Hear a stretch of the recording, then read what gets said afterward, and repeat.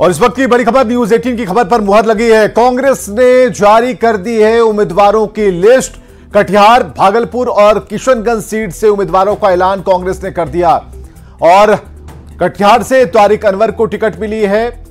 बड़ी खबर यह है कि कांग्रेस ने अपनी जो कटिहार, भागलपुर और किशनगंज सीट है उस पर उम्मीदवारों के नाम का ऐलान कर दिया। भागलपुर से अजीत शर्मा को टिकट मिली है, किशनगंज से मोहम्मद जावेद को टिकट मिली है। तो तीन बड़ी सीटें जो कांग्रेस के खाते में गई हैं, उन सीटों के बारे में जो सूचना है, उम्मीदवारों के नाम का ऐलान हुआ है। कटिहार से तारिक अनवर, भागलपुर से अजीत शर्मा और किशनगंज से मोहम्मद जावेद को टिकट दे दी गई है। ये बड़ी खबर है। लोकसभा चुनाव 2024, अजीत शर्मा कांग्रेस के प्रत्याशी जो भागलपुर से लोकसभा चुनाव लड़ेंगे। अगली तस्वीर हम आपको दिखा रहे हैं, एक एक तस्वीर भी आप देखते जाइए। उन तस्वीरों को जिन्हें कांग्रेस ने पास किया है, कांग्रेस ने अपना उम्मीदवार बनाया। मोहम्मद जावेद की तस्वीर है, ये मोहम्मद जावेद हैं कांग्रेस के उम्मीदवार, किशनगंज से ताल ठोकेंगे। तारिक अनवर की तस्वीर, पुराने नेता हैं, कांग्रेस की टिकट पर कटिहार लोकसभा सीट से ये दंगल में उतरेंगे। तो तीन ऐसे प्रत्याशी, तीनों ही दिग्गज हैं, कांग्रेस के पुराने लीडर्स हैं और इन्हें एक बार फिर से मौका मिला है। तो जब तारिक अनवर पहुंचे थे तब उनका स्वागत उनके समर्थक कर रहे थे, तब की तस्वीरें आप देख पा रहे हैं। न्यूज 18 से खास बातचीत जब अजीत शर्मा की हो रही थी।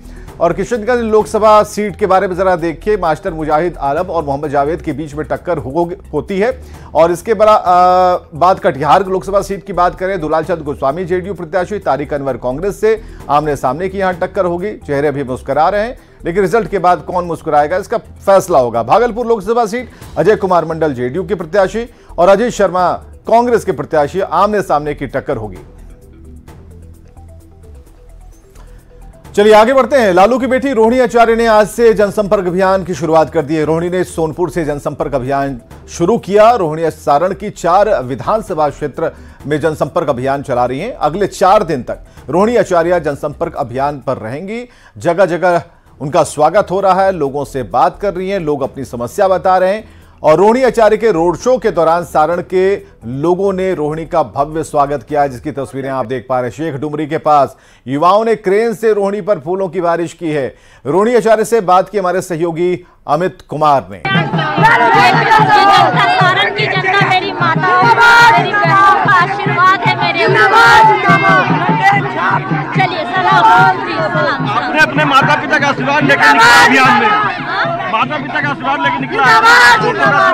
जनता जनार्दन का आशीर्वाद उसे आप कवर कर रहे हैं, देख रहे कितना प्यार कर रहे हैं सारण की जनता। लेकिन विपक्ष के लोग जिस तरह से कह रहे हैं कि परिवारवाद जो है उसको आगे बढ़ा रहे हैं लालू प्रसाद यादव। अब देखिए ना, परिवारवाद का बात मत कीजिए आप। विपक्ष का ही देख लीजिए पूरा लिस्ट। मेरे यहाँ तो 6 निकलेंगे, उनके यहाँ तो 600 करोड़ निकल जाएंगे परिवारवाद, है ना। ये सब वाद विवाद है, सब बकवास है। लेकिन जो बातें कही जा रही कि अब की बार 400 की पार होगा, इंडिया के लोग कह रहे हैं कि 400 के पार होगा। अब 4 जून को पता चलेगा।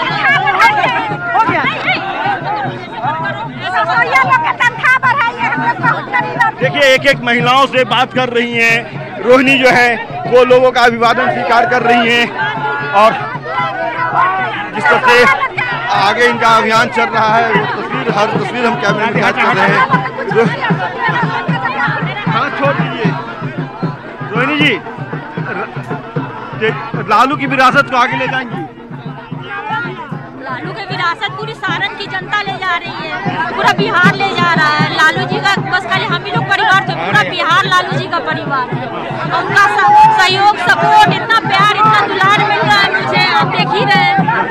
लेकिन आपकी बड़ी बहन जो है 2 बार शिकस्त खाई, क्या लगता है आप पहली बार में विजयी हासिल करेंगी? जरूर करेंगी, वो भी विजयी हासिल करेंगी। जनता के आशीर्वाद से पाटलिपुत्रा की जनता उसको भी बहुत प्यार करेगी। बढ़िया बढ़िया बढ़िया। बहन बेटी के आगे कोई टिका है आज तक? विपक्षी टिकेगा लोग।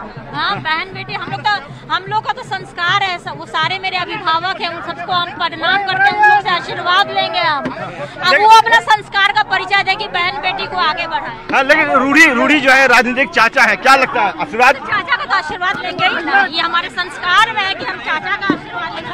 चलिए, तो ये रोहिणी आचार्य हैं, सीधे तौर पे कह रही हैं कि जो राजनीतिक चाचा हैं राजीव प्रताप रूडी, उनका भी आशीर्वाद मिलेगा। और जिस तरह से जनता जो है फूलों की बारिश कर रही है, वैसे ही वोटों की बारिश करेगी और अपार बहुमत से जो है वो चुनाव जीत के आगे बढ़ेंगी। ये कहना रोहिणी का। रोहिणी आचार्य ने जो विपक्ष के द्वारा परिवारवाद पर चोट किया जाता है उस पर भी पलटवार किया है। कैमरा पर्सन दीपक के साथ अमित कुमार, न्यूज़ 18 छपरा सारण। तो रोहिणी आचार्य ने कल हरिहरनाथ मंदिर में पूजा की और आज चुनावी अभियान पर निकल गई और 2 तस्वीरें हम आपको दिखा रहे हैं। कल पूजा पाठ की तस्वीरें बाबा हरिहरनाथ के मंदिर में पहुंची सोनपुर और वहां पर विधिवत भगवान शंकर भोलेनाथ की आराधना इन्होंने की। और दूसरी तस्वीर है चुनावी अभियान की, जनसंपर्क अभियान पर रोहिणी है और फूलों की बारिश आपने देखी, लोगों की भीड़ देखी, रोहिणी आचार्य का उत्साह देखा। उन्होंने कहा भी कि जो आरोप लग रहे हैं अगर बात निकली तो दूर तलक जाएगी, कई लिस्ट हमारे पास भी हैं। तो ठीक है, मैदान में जो अमित ने सवाल भी अच्छा किया कि आपके जो पॉलिटिकल चाचा हैं वो भी सामने हैं, तो उन्होंने बहुत अच्छा उत्तर दिया कि है तो आशीर्वाद देंगे, वो हमारे बड़े हैं। तो एक मंजे हुए खिलाड़ी के तौर पर, राजनीतिक खिलाड़ी के तौर पर आज रोहिणी आचार्य दिख रही हैं।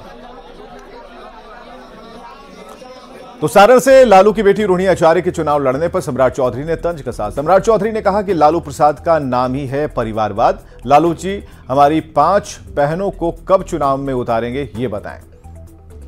लालू की दूसरी बेटी जो है वो चुनावी मैदान में उतरी है, रोहिणी आचार्य। देखिए, लालू जी का परिचय ही है परिवारवाद।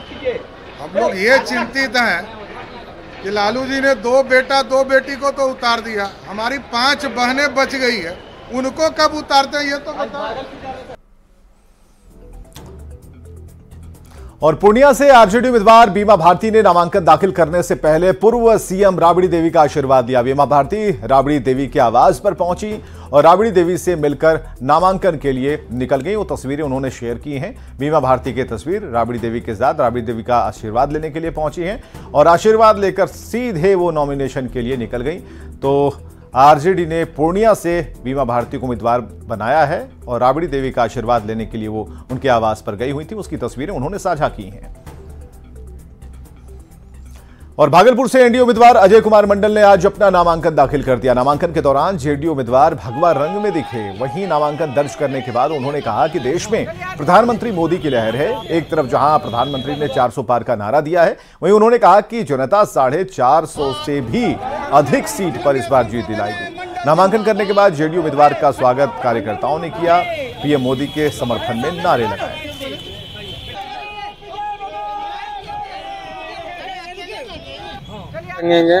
पूरा देश रंगा हुआ, आप इसको समझिए। अब हमको क्यों कह रहे हैं, पूरा देश ही देश रंगा हुआ है। हम देश से बाहर हैं क्या लग रहा है? प्रधानमंत्री के कार्यकाल में जितना काम हो रहा है पूरे देश के अंदर, भागलपुर में जितना काम हो रहा है, तो जो बचा हुआ है उनको पूरा नरेंद्र मोदी 400 पार होगा। जनता कह रहा है कि हम 450 पार कर देंगे। और बड़ी खबर इस वक्त की मुजफ्फरपुर से, बीजेपी सांसद अजय निषाद ने कांग्रेस का दामन थाम लिया है। बीजेपी से इस्तीफा देने के बाद अजय निषाद कांग्रेस में शामिल हो गए हैं। अजय निषाद बिहार कांग्रेस अध्यक्ष अखिलेश सिंह, बिहार कांग्रेस प्रभारी मोहन प्रकाश और पवन खेड़ा की मौजूदगी में उन्होंने कांग्रेस की सदस्यता ली। पवन खेड़ा ने अजय निषाद का स्वागत करते हुए कहा कि अजय निषाद के पिता कैप्टन जय नारायण निषाद भी अति पिछड़ों के बड़े नेता थे। अजय निषाद के आने से मुजफ्फरपुर, दरभंगा, मधुबनी, चंपारण में कांग्रेस को फायदा होगा। कांग्रेस प्रभारी मोहन प्रकाश ने कहा कि अजय निषाद के शामिल होने से अति पिछड़ों की लड़ाई और मजबूत होगी। और आपको बताएंगे, इससे पहले मुजफ्फरपुर के बीजेपी सांसद अजय निषाद ने पार्टी से इस्तीफा दिया। अजय निषाद ने पार्टी के सभी पदों से इस्तीफा दिया और पार्टी पर छल करने का आरोप लगाया।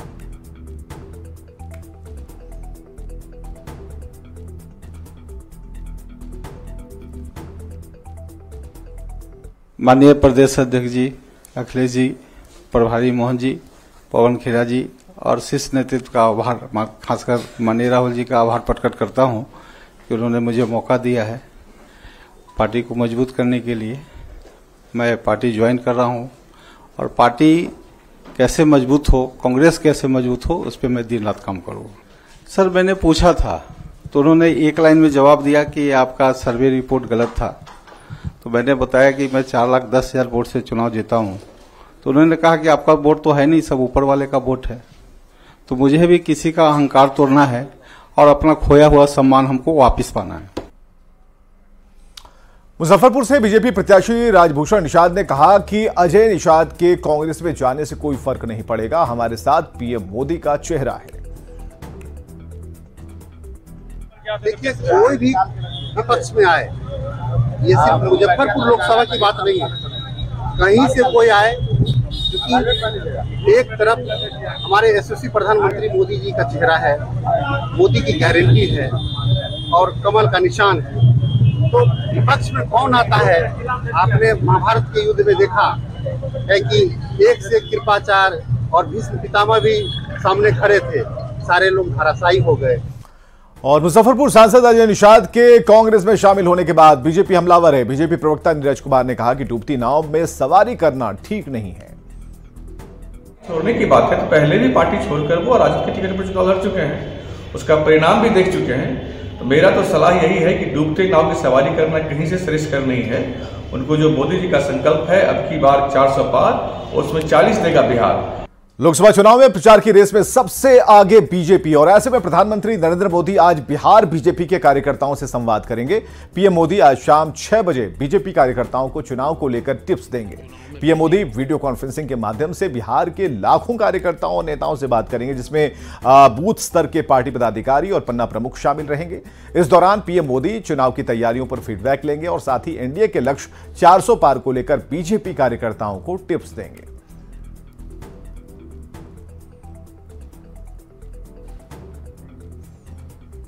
पीएम मोदी के बीजेपी कार्यकर्ताओं से संवाद को लेकर पार्टी उत्साहित है। डिप्टी सीएम सम्राट चौधरी ने कहा कि पीएम मोदी कार्यकर्ताओं को नई ऊर्जा देंगे। चुनाव में किस एजेंडे के साथ जाना है ये बताएंगे।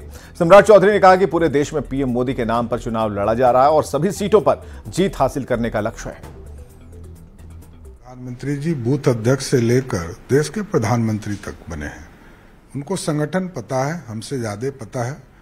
एक एक बूथ अध्यक्ष से वो बात करना चाहते हैं, क्योंकि देश में एक ही नेता है जिनको संगठन का काम, सरकार का काम, राज्य का काम, देश का काम, सभी कार्य करने का अनुभव है। इसलिए आज प्रधानमंत्री जी सभी बूथ अध्यक्ष को ये टिप्स देंगे कि कैसे 370 वोट प्रत्येक बूथ बढ़ाना है और कैसे बूथ को विजय करना है, बूथ पर और करनी कार्य कैसे करना है।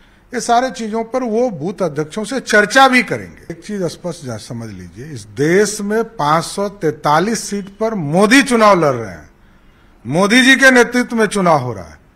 इसलिए कोई सीट सहयोगी का हो, भाजपा का हो, सब पर मोदी है।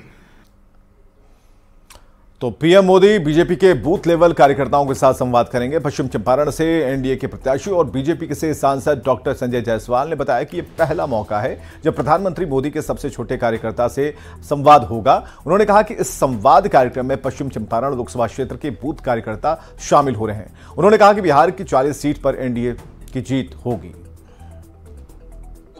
6 बजे शाम को बिहार के सभी बूथ स्तरीय कार्यकर्ताओं के साथ सीधा संवाद करेंगे और पश्चिम चंपारण लोकसभा क्षेत्र भाग्यशाली है कि हमारे यहाँ भी काफ़ी सारे बूथों पर 2 वे कम्युनिकेशन की सुविधाएं की चर्चा हुई है और मेरे लोकसभा के भी किसी न किसी कार्यकर्ता से आज माननीय प्रधानमंत्री जी का सीधे संवाद होगा। यह भारतीय जनता पार्टी ही है जहां पर इस देश के प्रधानमंत्री अपने एक बूथ के कार्यकर्ता से सीधा संवाद करते हैं। तो बीजेपी कार्यकर्ताओं के साथ पीएम मोदी के संवाद को लेकर जेडीयू भी उत्साहित है। जेडीयू के मुख्य प्रवक्ता नीरज कुमार ने कहा कि पीएम मोदी का यह सकारात्मक कदम है, इसका लाभ एनडीए को मिलेगा। 40 सीट पर हमारे उम्मीदवार जीतेंगे। वहीं बीजेपी सांसद के कांग्रेस में शामिल होने की खबर पर जेडीयू ने तंज कसा। आगाज जो जमुई में होने वाला, उसके पहले कार्यकर्ताओं से जो सांगठनिक स्तर पर बुनियादी कार्यकर्ता हैं उनसे सीधा संवाद किया जाना, यह तो आत्मबल के बदौलत ही हो सकता है कि अपने किए गए काम की चर्चा, चुनावी दायित्व की चर्चा, जो जिम्मेवारी है उसका एहसास कराना, तो ये निश्चित रूप से एक सकारात्मक कदम है और उसका लाभ राष्ट्रीय जनतांत्रिक गठबंधन के घटक दलों को भी होगा, जिससे कि 39 सीट हम 2019 में जीते थे, 2024 में जो कसर एक सीट का रह गया तो उसको भी पूरा कर लेंगे। कांग्रेस पार्टी का राजनीतिक दुर्भाग्य है कि कार्यालय तो सबसे बड़ा उनके पास है, लेकिन अनिल शर्मा जैसे लोग जो 40 वर्ष तक कांग्रेस की सेवा किए, कि ईमानदार और की छवि के नेता, असीतनाथ तिवारी पार्टी के प्रवक्ता, वैसे लोग पार्टी छोड़ रहे हैं और जो विभिन्न दलों के परिक्रमा के बदौलत राजनीति में कभी पद प्राप्त कर लिया, वैसे लोग अगर कांग्रेस पार्टी में एंट्री की बात हो रही है तो ये तो कांग्रेस के कार्यकर्ताओं के लिए चिंता का विषय है। जेडीयू का चुनावी थीम सॉन्ग लॉन्च हो गया। थीम सॉन्ग के जरिए सीएम नीतीश कुमार के 18 साल के विकास कार्यों को जनता तक पहुंचाया जाएगा और इसके लिए एलईडी रथ को रवाना किया गया। थीम सॉन्ग की लॉन्चिंग के मौके पर जेडीयू सांसद संजय झा और मंत्री अशोक चौधरी मौजूद थे। ज्यादा जानकारी दे रहे हैं आनंद अमृतराज।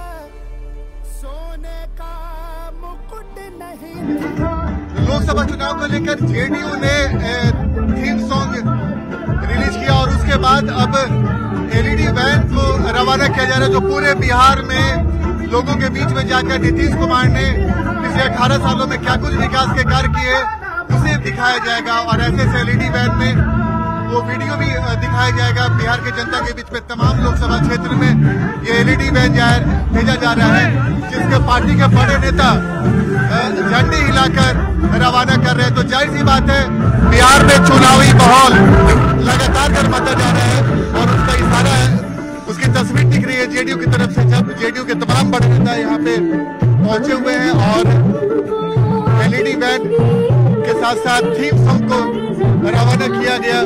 और इस वक्त तस्वीर हम आपको दिखा रहे हैं, तस्वीर जेडीयू के बड़े नेताओं की। और दूसरी तरफ लगातार उत्साह से लग रहे जेडीयू के नेता और वैन जो पूरे बिहार में जाकर लोगों के बीच में बताने का काम करेगा कि रोजगार से लेकर विकास के लिए नीतीश सरकार ने क्या कुछ किया। तो ये तस्वीर है, जेडीयू की तस्वीर है, जेडीयू की तस्वीर। आनंद अमृतराज, न्यूज 18 नेटवर्क, पटना। अपने थीम सॉन्ग और एलईडी वैन रवाना कर दिया। हमारे साथ संजय झा मौजूद हैं। संजय जी, आज 5 मिनट का आपने थीम सॉन्ग लॉन्च किया, एलईडी वैन रवाना किया जा रहा है, क्या है इसका मकसद और क्या कुछ खासियत है इसमें? नीतीश कुमार जी का जो कामकाज बिहार में 18 साल का है, अब तो 5 मिनट में तो मुश्किल है इसको दिखाना, लेकिन उसका कुछ हाईलाइट हम लोगों ने गाने के माध्यम से, जो बिहार के लोग ही हैं जो अच्छा कर रहे हैं उन लोगों ने बना करके ये दिया है कि ये लॉन्च होना चाहिए। यही लेकर के, इनके कामकाज को लेकर के हम लोगों के बीच में जाएंगे। तो इस थीम सॉन्ग में क्या कुछ खास है और इस एलईडी वैन के जरिए क्या कुछ संदेश देने की कोशिश की जा रही है? एलईडी वैन तो हर एक जगह, हर एक लोकसभा में जाएगा एलईडी वैन जो है। और खास करके इस गाने को, इसमें मेनली आप जानते हैं कि ये जो कहा गया है कि कहाँ से शुरुआत की, खाली खजाना, खोई इज्जत वापस कैसे लाए, यही मेन थीम है कि जब शुरू किए तो खजाना में कुछ नहीं था, अब बिहार पूरे देश में बदनाम था, वहां से नीतीश कुमार जी ने बिहार का काम शुरू किया और आज बिहार का खजाना भी भरा हुआ है, आप बिहार की प्रतिष्ठा भी वापस लाई है। कैमरामैन मनीष जुनेजा के साथ आनंद अमृतराज, न्यूज 18 नेटवर्क, पटना। वो दिन भी सबका याद ही है, जब हाथों में आपने राज लिया, सोने का मुकुट नहीं था वो, सर पे कांटों का ताज लिया। सक्षमता परीक्षा को लेकर बिहार के नियोजित शिक्षकों को पटना हाईकोर्ट से एक बड़ी राहत मिली और कोर्ट ने शिक्षकों के पक्ष में फैसला सुना दिया। हाईकोर्ट ने जहां नियम 4 को संशोधित करने का फैसला सुनाया, वहीं नियम 12 को भी समाप्त करने का फैसला सुनाया। इस फैसले के बाद अब सक्षमता परीक्षा में शामिल नहीं होने वाले शिक्षकों की जहां अब नौकरी नहीं जाएगी, वहीं सक्षमता परीक्षा में फेल करने वालों की भी नौकरी नहीं जाएगी और साथ ही अब शिक्षकों को प्रमोशन का भी लाभ मिलेगा। नियम 12 समाप्त होने से जिला और राज्य अपीलीय प्राधिकार में फिर से शिक्षकों की शिकायतें सुनी जाएंगी। हाईकोर्ट के फैसले के बाद शिक्षक नेताओं से बात की हमारे सहयोगी रजनीश कुमार ने। सक्षमता परीक्षा को लेकर पटना हाईकोर्ट ने बड़ा फैसला सुनाया है और इसी के साथ नियोजित शिक्षकों को बड़ी सफलता हाथ लगी है। सीधी बातचीत करेंगे, हमारे साथ तमाम शिक्षक नेता हैं कि आखिर किस प्रकार का फैसला है और कितना लाभ मिल पाएगा। आप ये बताइए कि ये रिट आप लोग कब दायर किए थे और कितना बड़ा फैसला मानते हैं? देखिए, सरकार जो बिहार सरकार है वो बिहार विद्यालय विशिष्ट शिक्षक नियमावली लाई राज्यकर्मी का दर्जा देने के लिए, लेकिन वो शिक्षकों को हटाने की साजिश रच देती थी। अलोकतांत्रिक तरीके से नियम कानून को ताक पर रख के तो हम लोग के पेट पर लात मार रही थी। तो हम लोग माननीय उच्च न्यायालय के शरण में गए। आज माननीय उच्च न्यायालय के प्रति हम आभार प्रकट करते हैं। कम से कम ये तो है ना, 20 साल से लोग जो नौकरी कर रहे थे उसको हटा देने का जो साजिश रच दिया गया, उस पर रोक लगा दिया गया है। अब कोई भी नियोजित शिक्षक को सरकार जबरदस्ती हटा नहीं सकती है। जो हमारा प्रमोशन था उसको सरकार खत्म कर दी थी। वो 20 के नियमावली के तहत जो प्रमोशन है उसका लाभ हमको मिलेगा। 12 नियमावली का जो नियम 12 था उसको भी सरकार हाईकोर्ट ने खत्म कर दिया। तो माननीय हाईकोर्ट को हम धन्यवाद देते हैं कि कम से कम इस तरह का शोषण जो चल रहा था सरकार के द्वारा उस पर वह तत्काल रोक लगाए हैं। परीक्षा के आड़ में शिक्षकों को सेवा से हटाने का जो मुद्दे था, इसी को हम लोगों ने माननीय उच्च न्यायालय में दायर किया था। नियमावली के विरुद्ध जो नियमावली है वो गलत है और शिक्षकों को या कहीं ना कहीं परेशान करने की मंशा है। और उसी पर माननीय उच्च न्यायालय का जो आज फैसला आया है वो निश्चित तौर पर जिस बात को हम कह रहे थे, हम सरकार को समझा रहे थे और सरकार जो जबरदस्ती थोप रही थी हम पर नियम, उस नियम पर आज माननीय उच्च न्यायालय ने फैसला सुनाया है। अब जो शिक्षक चाहेंगे सक्षमता देना वही दे सकते हैं, जो नहीं चाहेंगे उन्हें जबरन परीक्षा नहीं देना होगा। जो रूल 4 है, जो शिक्षकों के लिए सक्षमता परीक्षा थी, देना था, 3 बार था, अगर अनुत्तीर्ण होते हैं उन्हें सेवा से समाप्त हटा दी जाएगी। तो वह इस परीक्षा की पहले अनिवार्यता को समाप्त कर दिया। अगर जिनको देना है दे सकते हैं और जो दिया अगर वो अनुत्तीर्ण होते हैं तो वह सेवा में बहाल रहेंगे। और जो शिक्षक अगर नहीं भी देना चाहते हैं तो सरकार जो बाध्यता डाले हुए थे कि आपको देना ही पड़ेगा। निश्चित रूप से माननीय उच्च न्यायालय पटना के प्रति हम लोग आभार प्रकट करते हैं कि नियोजित शिक्षकों के पक्ष में यह फैसला आया है। और जो न्यायावली विशिष्ट शिक्षक न्यायावली है उससे एक तरह से किसी तरह का कोई लाभ शिक्षकों को नहीं मिल रहा है, ना शिक्षकों का वेतन मिल रहा है, ऊपर से जबरन तरीके से स्थानांतरण कर भेजा जा रहा है एक जिला से दूसरे जिला, एक प्रखंड से दूसरे प्रखंड। निश्चित रूप से जब सैलरी बढ़ेगी नहीं, प्रमोशन होगा नहीं, तो फिर बेवजह की परेशानी लोग क्यों लेंगे। नाम हुआ? पंकज कुमार सिंह। बिल्कुल, तो बड़ा फैसला मानते हैं तमाम जो नियोजित शिक्षक नेता हैं, क्योंकि जिस प्रकार से राज्य सरकार के खिलाफ ये लोग पटना हाईकोर्ट का शरण लिए थे और निश्चित रूप से माननीय न्यायालय ने ये फैसला सुना दिया है। और फैसले के बाद कहीं न कहीं वैसे शिक्षक जो सक्षमता देना नहीं चाहते हैं अब उन्हें जबरन बाध्य नहीं किया जाएगा और नियोजित टीचर बन के ही वो काम कर सकते हैं, चाहे वो परीक्षा दें या परीक्षा ना दें। इसके साथ साथ अगर वो परीक्षा में फेल भी करते हैं तो उनकी नौकरी अब नहीं जाएगी। कैमरामैन मनीष जुनिया के साथ रजनीश कुमार, न्यूज़ 18 पटना। और खबरें लगातार जारी हैं, बने रहिए हमारे साथ।